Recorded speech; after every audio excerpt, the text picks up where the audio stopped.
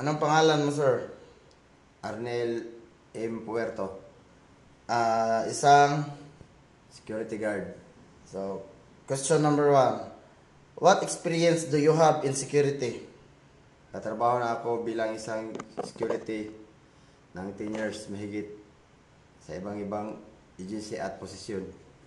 Number 2. How do you handle high pressure or emergency situations? Maging kalma at unahin ang seguridad sa tao at i-resolve ang problema. Number 3. Can you describe a time you successfully de-escalated a conflict?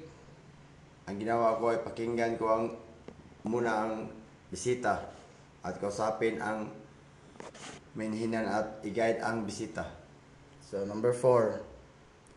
What does good situational awareness mean to you?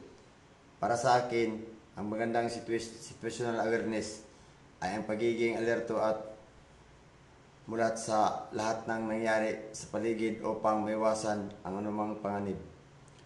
Number 5. How do you stay alert during long shifts? Nag-rotate task kung posibleng libangin ang sarili para mapanatili ang pagiging alerto. Number 6. Tell me about a time you had to deal with an uncooperative individual. Kausapin at mahinhin. Ipaabot sa kanya ang dapat kong sabihin at tumawag sa supervisor at kakailanganin.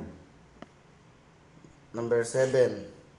How do you handle a situation where a coworker isn't following protocol? Niremind ko ang aking katrabaho, protocol at report ang dapat naging gawin. Yung sariling pagpatuloy din ito at hindi pagsugod sa aming tungkulin. Number 8. Describe a situation where you had to act quickly without supervision. Kung sakaling may sunog o emergency, kailangan kong talagang kumilos at mabilis upang masiguro ang kapaligiran at i-check ang mga hazard at tawagan ang emergency services. Number 9. Are you trained in CPR or first aid? Oo, sinanay kami sa pag-CPR, final at first aid. Number 10. What step do you take when checking surveillance equipment?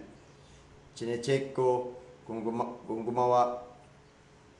gumagana ba ang CCTV, recording logs, at mag-report kung sakaling may technical issues.